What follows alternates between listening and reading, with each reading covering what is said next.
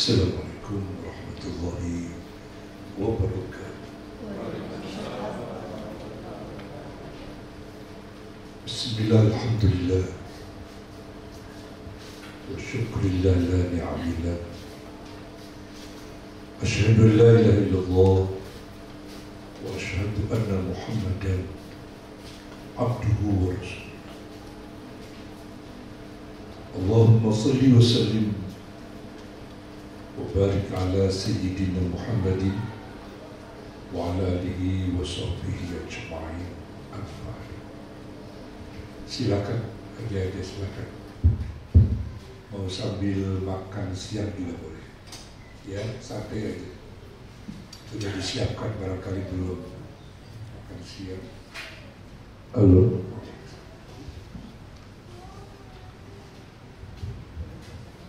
وقال الله تعالى في كتابه الكريم أعوذ بالله من الشيطان الرجيم بسم الله الرحمن الرحيم وأتموا الحج والعمرة لله صدق الله العظيم وقال النبي صلى الله عليه وسلم العمرة إلى العمرة كفارة لما بينهما والحج المبرور ليس له جزاء إلا الجنة. Yang sama-sama kita muliakan pembimbing ibadah umroh di sebelah kiri saya, Al-Ustaz Haji Joko Sugiharto, PPD. Beliau yang akan mendampingi Bapak Ibu Dubai, Madinah, Makkah. Di sebelah kanan saya, kori kita, guru kita, Al-Ustaz Abdul Khalid, yang saya banggakan. Suaranya sejak dulu tidak berubah, ya. Indah terus, alhamdulillah.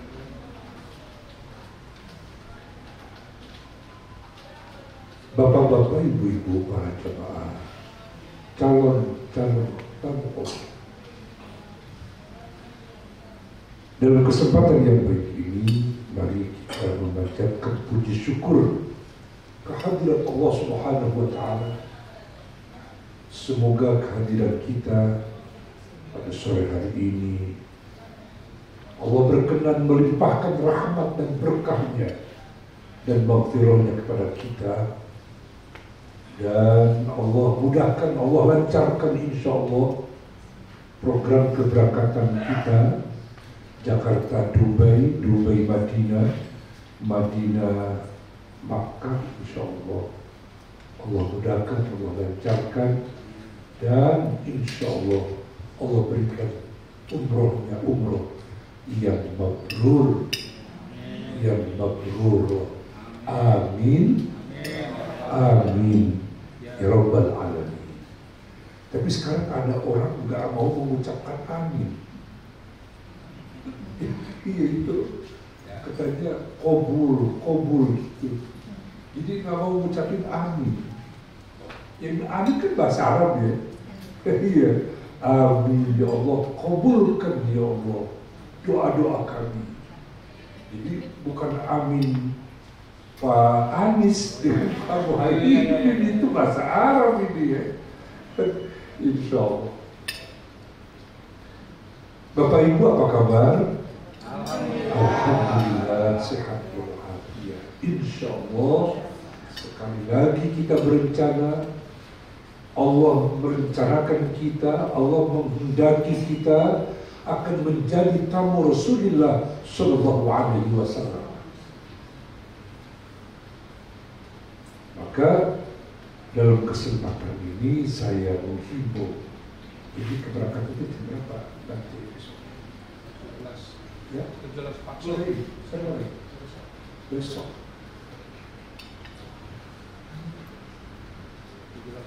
Masih ada kesempatan buat kita, karena kita mau ke tanah suci, dua tanah suci Makkah dan Madinah, Madinah dan Makkah. Maka mari dalam kesempatan ini saya menghimbau untuk mensucikan diri untuk membersihkan diri lahir dan batin, banyak-banyak beristighfar, mohon ampun kepada Allah Subhanahu wa Ta'ala. Dan mulai malam ini mari kita biasakan salat sunat taubat 2 rakaat. Insya Allah ya, insya salat sunat taubat nanti malam, dan insya Allah nanti kita berangkat menuju ke bandara, salat sunnah safar, salat sunnah mau bepergian 2 rakaat juga. Buku kecilnya sudah ada dikasih Bapak Ibu, sudah. Ya, enggak dibawa sekarang, enggak dibawa ya. Ya, nanti jangan ditaruh di koper besar itu, dipegang itu kita baca. Ya, itu yang saya maksud.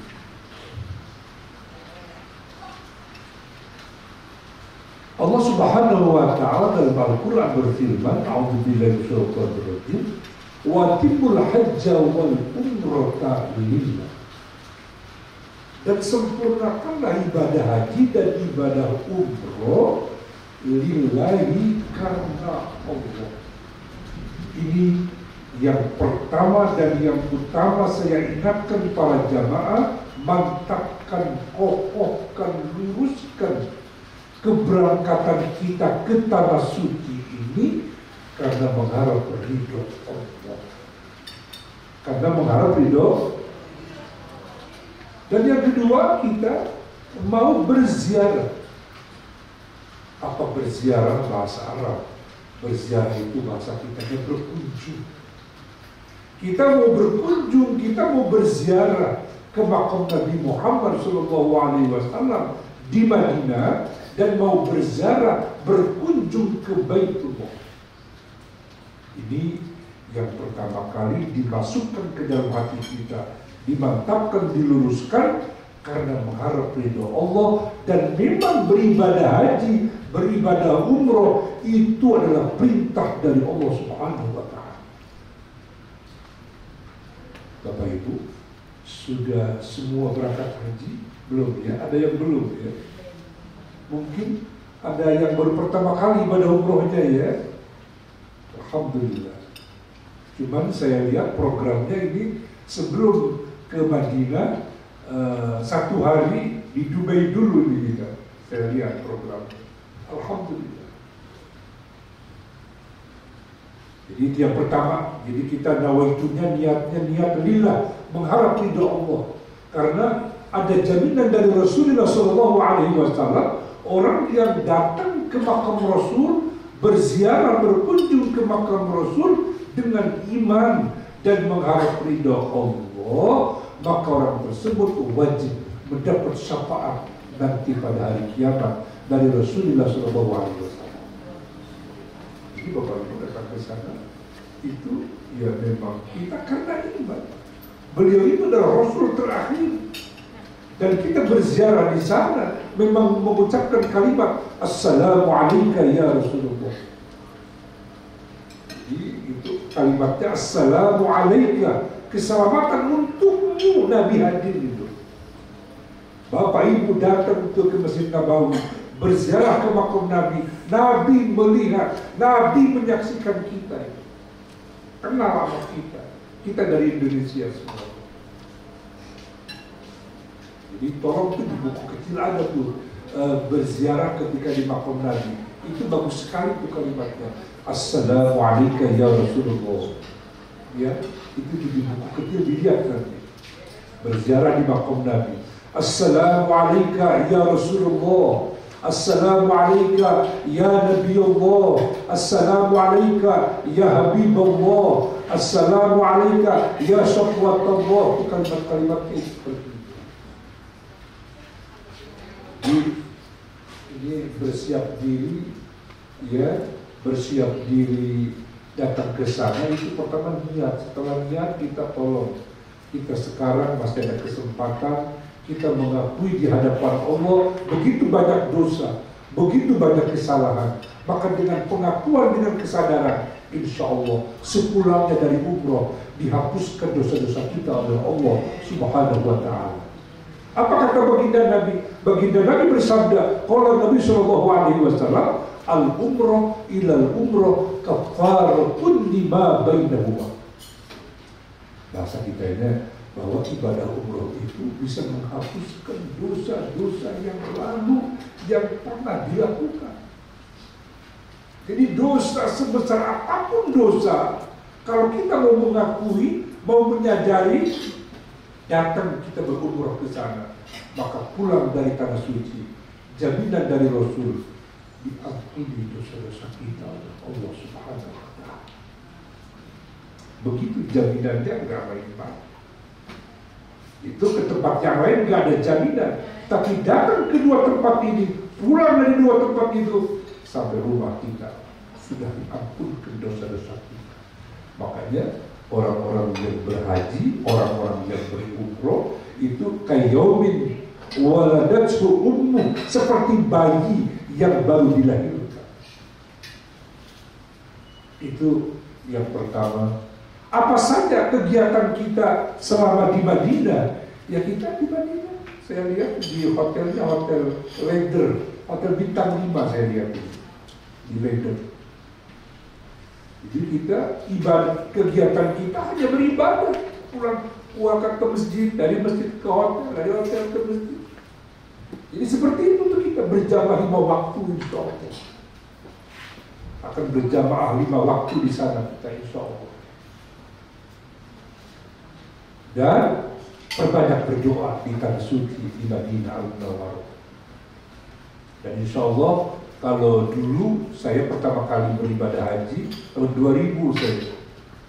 Baru kemarin saya pulang November saya di umroh juga MRA di sini. Nah, itu sekarang dibatasi nih Bapak Ibu.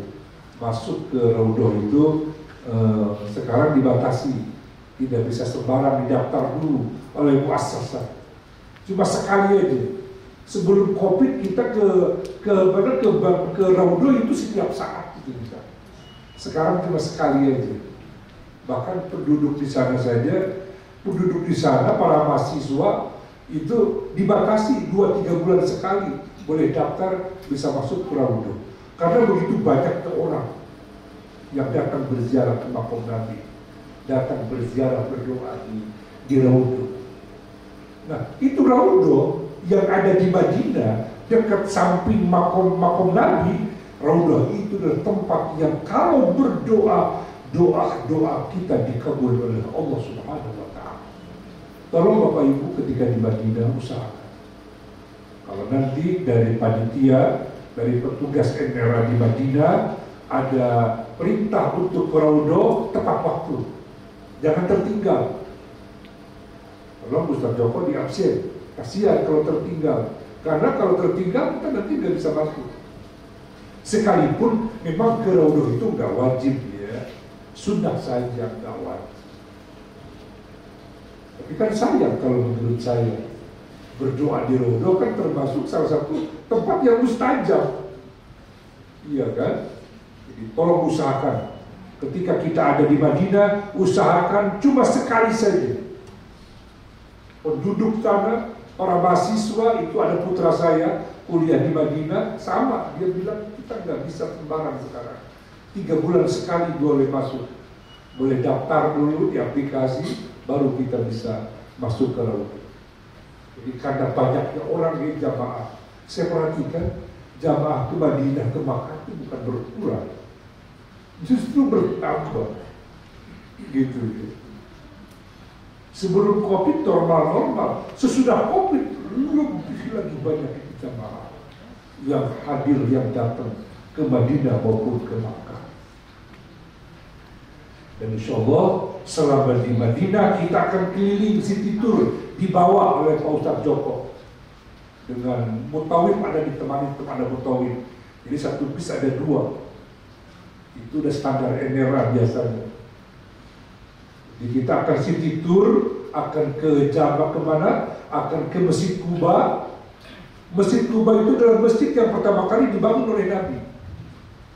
Jadi pertama kali baginda Nabi membangun masjid sesudah beliau hijrah dari mana? Dari Makkah nyampe ke Madinah, beberapa hari langsung ada sahabat Nabi orang kaya mewakafkan tanahnya untuk dibangunkan masjid, dan itulah masjid yang pertama kali dibangun oleh Nabi Muhammad SAW. Jadi bukan masjid Nabawi yang pertama kali dibangun Nabi, tapi yang pertama kali dibangun beliau adalah Masjid Kuba. Bapak Ibu nanti selama di Madinah satu kali disiapkan bisnya, akan dibawa city tour, diantaranya akan dibawa ke Masjid Kuba. Masjid Kuba itu adalah masjid yang amat sangat luar biasa dicintai oleh Rasul. Rasul dalam sepekan itu nggak kurang dari 3 kali datang dari Madinah. Itu kan jaraknya jauh juga, hampir 7 kilo dari hotel Bapak Ibu itu ke Masjid Kuba. Dan ada jaminan dari Nabi. Apa jaminannya dari Nabi? Jaminannya orang yang berwudu dari hotel, berwudu. Setelah berwudu, berangkat menuju Masjid Kuba. Di Masjid Kuba, sholat sunnah 2 rakaat minimal. Ya, sholat sunnah tahiyatul masjid boleh, sholat sunnah duha boleh, sholat sunnah taubat boleh, ya 2 rakaat. Maka orang yang sholat sunnah 2 rakaat di Masjid Kuba dari rumahnya udah berwudu, maka Allah berikan pahala seperti beribadah umrah. Jadi jangan diabaikan. Jangan tertinggal kalau ada program. Hari apa di sini kita programnya? Ya, hari Sabtunya ya. Ya, skip tour itu ya. Tanggal 9 ya. Iya, Sabtu. Tolong diperhatikan. Jangan sampai tertinggal. Karena ada jamaah itu bulan-bulan kemarin, setelah haji kemarin, Ustadz saya sering kesini. Saya mah nggak ikut ziarah city tour. Oh, saya bilang jangan. Bapak udah berapa bulan nggak kesini? Saya udah 2 tahun nggak kesini. Saya haji udah 3 kali, umroh setiap tahun. Udah 3 bulan. Oh, baginda Nabi 1 pekan bisa 3 kali datang ke Masjid Kuba. Saya bilang ikut saja. Saya aja tiap bulan kesini saya ikut terus. Para sahabat itu setiap 1 pekan itu bisa 2-3 kali masuk ke Masjid Kuba. Jadi jangan nggak mau gitu, karena pahalanya luar biasa besar. Jadi kita dari hotel berwudu datang ke Masjid Kuba di Madinah, maka Allah berikan pahala seperti beribadah umroh 1 kali. Jangan diabaikan. Dari situ kemudian kita nanti dibawa ke kebun kurma. Barangkali Bapak Ibu pengen tahu kebun kurma ya. Ada kebun kurma, nanti ya minum teh Arab di sono. Nanti kita belanja kurmanya di kebun kurma, bisa ngambil dari pohonnya barangkali. Nah, dari situ nanti dibawa ke Jabal Uhud, ke Gunung Uhud, berziarah, berkunjung ke para syuhada Uhud, di mana para sahabat yang wafat pada saat itu 70 sahabat Nabi dikuburkan di Jabal Uhud. Kita di situ berdoa, bermohon kepada Allah agar kita dimatikan mati syahid, ya. Agar kita nanti dikumpulkan dengan para syuhada Uhud. Ini para syuhada Uhud 70 sahabat. Kalau di Palestina ini para syuhada Uhud udah 16.000 para syuhada Uhud. Ya, Masya Allah, luar biasa ini akhir zaman ini kita ya. 16.000. Di dalam surah Al-Imran itu dikatakan, kata Allah, wala tahsabanna alladziina qutilu fi sabilillahi amwata bal ahya'un inda rabbihim yurzaqun. Jangan kamu sangka orang yang terbunuh di medan perang mereka mati. Bal ahya'un inda rabbihim yurzaqun, tapi mereka dihidupkan oleh Allah dan diberi rezeki oleh Allah. Jadi kalau para syuhada itu orang yang membela agama Allah, wafat di medan perang seperti saudara kita di Palestina dibombardir, itu wafatnya Masya Allah luar biasa, dapat jaminan dari Allah, dihidupkan langsung dari alam barzah, dibawa ke pinggir surga, kata Nabi, dibawa ke pinggir surga. Para syuhada itu, syuhada Uhud 70 sahabat. Kalau di Palestina 16.000 yang wafat, yang menjadi mati syahid. Dan itu setiap saat, kata baginda Nabi, mereka diberikan makanan, minuman. Kata Nabi dalam satu riwayat, dari alam barzah itu dimasukin ke dalam burung hijau. Tapi itu burung hijau, kata Nabi, itu bisa membawa 70 sahabat. Jadi sebelum ada pesawat, itu 15 abad yang lalu Nabi udah memberitakan kepada kita. Para sahabat yang 70 sahabat itu dibawa oleh burung hijau dari alam barzah ke pinggir sorga, tapi tidak ke dalam sorga, di pinggirnya katanya. Para syuhada Uhud dijamu oleh Allah, dibalas oleh Allah, gembira mereka, gembira sekali mereka, senang mereka, puas mereka, karena dibalas oleh Allah, dijamin oleh Allah, makanan minumannya, buah-buahannya dari surga, kata Nabi. Itu kelebihan para syuhada itu, yang wafat, yang mati syahid itu luar biasa keutamaannya. Sampai ditanya oleh Allah tuh para syuhada Uhud yang 70 sahabat, kata Nabi, bagaimana kalian apakah puas? Jawabnya, puas ya Allah, kami sangat puas, senang sekali kami dibalas oleh Engkau ya Allah. Tapi kami ada permintaan ya Allah, tolong hidupkan lagi kami ke Madinah. Jadi itu para syuhada Uhud pengen dihidupkan lagi, pengen hidup lagi ke dunia, ke Madinah. Loh, kata Allah nggak bisa. Hidup cuma sekali kalian di Madinah. Mau ngapain lagi ke Madinah? Kata mereka, para syuhada Uhud, kami ingin mati syahid yang kedua kali membela agama. Jadi mereka itu luar biasa. Karena mereka udah merasakan nikmatnya, puasnya, balasan dari Allah, orang yang mati syahid, sampai mereka mengatakan ingin hidup ke dunia lagi. Kata Allah nggak bisa. Cuma sekali kali.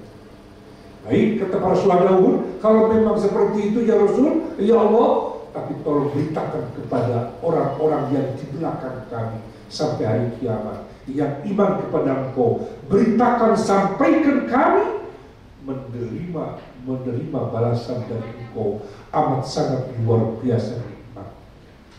Turun tuh ayat Al-Imran 169 ya. Wala tahsabanna alladziina qutilu fi sabilillahi amwata. Jadi kata Allah, jangan kamu sangka, jangan kamu kira orang yang mati syahid mereka itu mati, tapi bal ahya'un 'inda rabbihim yurzaqun, justru mereka dihidupkan dan diberi rezeki oleh Allah Subhanahu wa ta'ala. Ini barangkali baru ya di akhir zaman kita menyaksikan orang yang mati syahid sampai puluhan ribu, sampai 16.000 di kita. Dan itu barangkali bapak-bapak menyaksikan ada video, ada gambar, itu orang-orang yang mati syahid di Palestina tertawa, senyum, terlihat giginya. Mereka dibom, tapi kok ketika sakaratul maut senyum. Ada yang laki, ada yang ibu-ibu itu tersenyum mereka. Malah berita kita udah masyhur ya, sampai ke Eropa mereka kaget.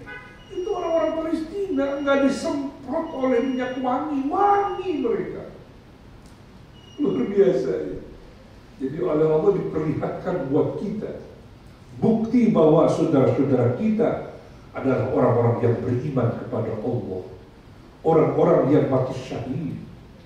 Tapi sebelumnya orang-orang Yahudi, Israel, kan banyak ribuan tentaranya yang mati, ditaruh di tempat yang tempat jenazah itu baunya luar biasa, kata mereka. Jadi ini bukti ya bahwa ajaran agama Allah ini memang hak. Ajaran yang disampaikan oleh Nabi Muhammad Sallallahu Alaihi Wasallam adalah agama yang benar. Kemudian para jamaah rahimakumullah, kita setelah selesai beberapa hari di Madinah, nanti akan dibawa ke Makkah kita. Ke Makkahnya naik kereta, naik bis kita. Pakai bis ya. Nggak ada yang naik kereta cepat, nggak ada.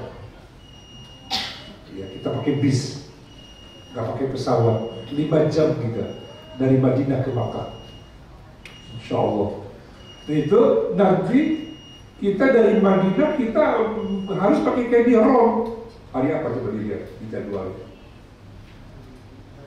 Hari Ahadnya ya. Hari Ahad itu kita pada zuhur itu biasanya kita akan di hotel siap-siap untuk mandi ihram untuk umroh. Jadi hari Ahad jam 10 Bapak Ibu semua mandi ihram. Disunahkan, bukan wajib. Sunnah mandi ihram. Dan apa tuh disunahkan tuh memotong kuku ya, membersihkan rambut yang nggak perlu gitu, tuh terus semuanya. Pakai wangi-wangian dan sholat sunnah ihram. Itu sholat sunnah ihram nanti sebelum zuhur di masjid 2 rakaat. Usalli sunnatal ihrami rakataini mustaqbilal kiblati lillahi ta'ala. Itu hari Ahad, Bapak Ibu.